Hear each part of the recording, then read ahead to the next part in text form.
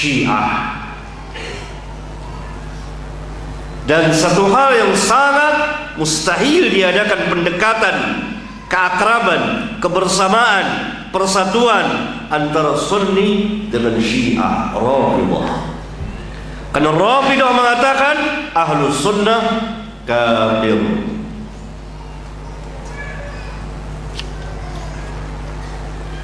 Ahlus Sunnah pun tidak akan mengakui i'tiqad, keyakinan Rafidhah, karena di antara keyakinan mereka adalah pengkafiran mutlak kepada para sahabat radhiyallahu alaihim jami'an, kecuali hanya beberapa orang yang bisa dihitung dengan jari.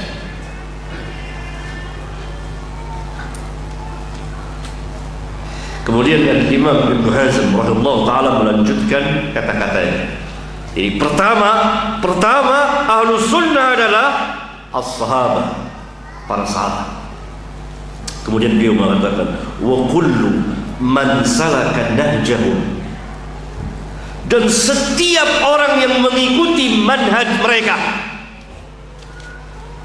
Wa kullu man salaka nahjahum, setiap orang yang mengikuti manhaj mereka. Ini tafsil. Jadi mengikuti sahabat bukan hanya sekedar cinta kepada sahabat. Semua kaum muslimin kecuali Rafidhah saya kira, dan orang-orang yang terkena syubhat Rafidhah dan yang telah masuk kepada firqah sesat, ada sesuatu perasaan hasad, dengki dan marah kepada sahabat.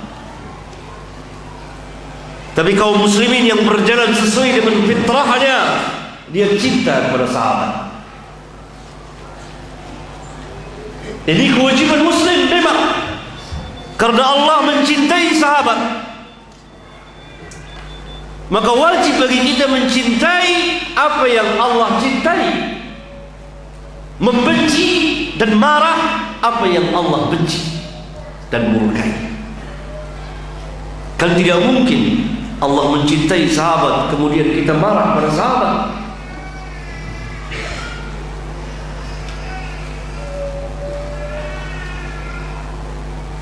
Tetapi tidak cukup sampai di sini. Kenapa Allah memuji-muji, menyanjung-nyanjung para sahabat dalam Al-Quran Al-Karim berulang-ulang?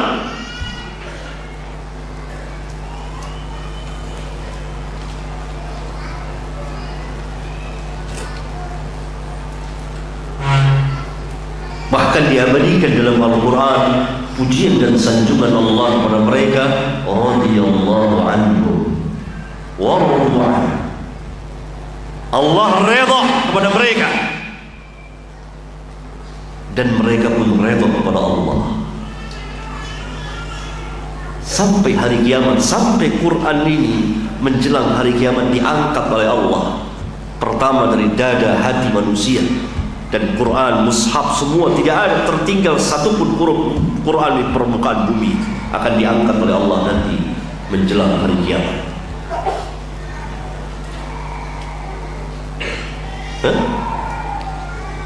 Kenapa Allah Subhanahu wa taala memuji, menyanjung mereka?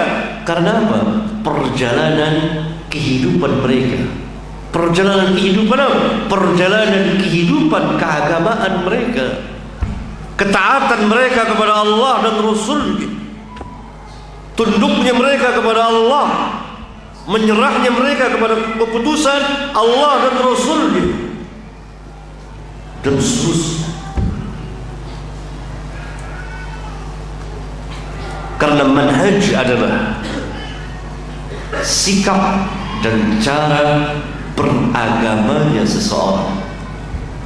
Sedangkan agama dinul Islam meliputi keyakinan, i'tiqad, akidah, al-iman, meliputi peribadatan, meliputi ahkam, hukum-hukum, meliputi muamalat, meliputi adab dan akhlak dan seterusnya. Dinul Islam lengkap. Maka cara dan sikap beragama Ahlus Sunnah, bagi mereka yang mau masuk Ahlus Sunnah bukan Ahlul Bid'ah, harus mengikuti manhaj para sahabat secara tafsil terperinci. Karena itu Al-Imam mengatakan wa kullu man salaka nahjahu, Jadi pengenalan kita kepada sahabat tidak terbatas hanya sampai kepada pengenalan tarikhiyah, sejarah saja. Nama mereka, riwayat hidup mereka, tanggal lahir dan wafatnya, dan peperangan-peperangan mereka, dan tidak hanya terbatas sampai di situ. Bahkan itu bagian dari keseluruhan pengenalan kita kepada para sahabat, kecintaan kita kepada para sahabat. Saya ambil contoh.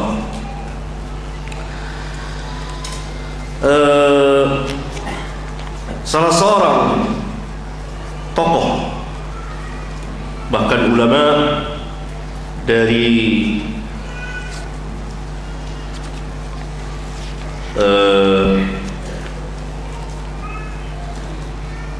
Jamaah Tabligh,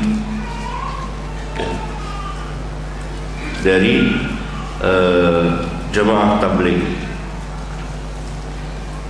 yang bernama Muhammad Yusuf Kandahlawi. Saya terangkan di kitab saya ini halaman 100. Dia mengarang kitab Hayatus Sahabah. Hayatus Sahabah, kehidupan para sahabat. Tapi dia sendiri berada di atas manhaj Sufiyah Turuqiyah.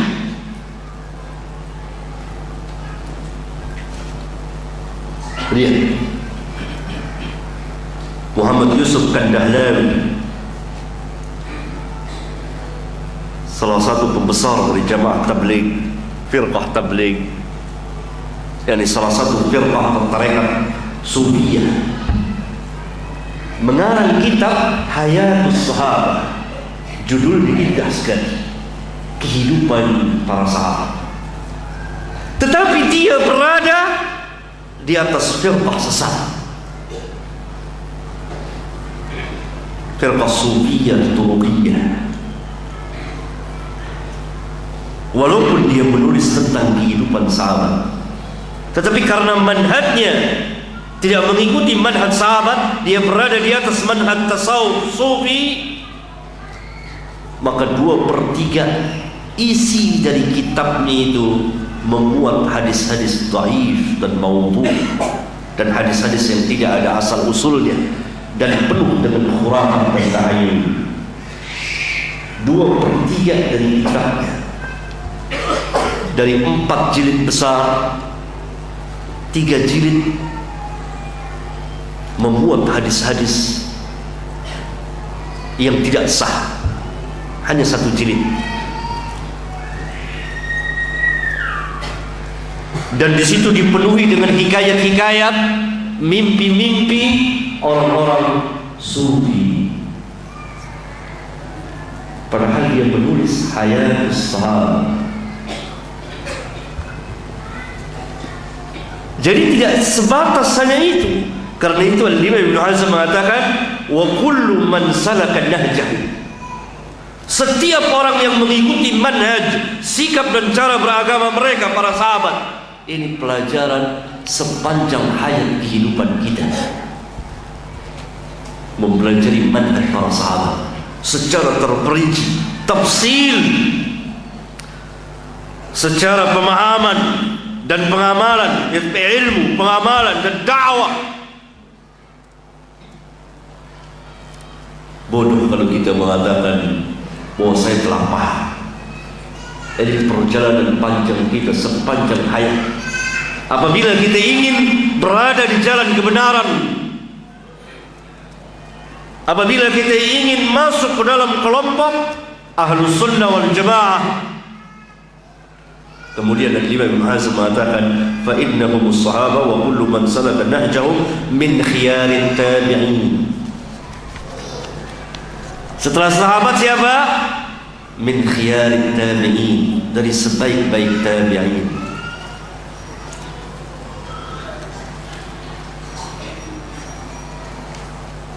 Disebut khiyar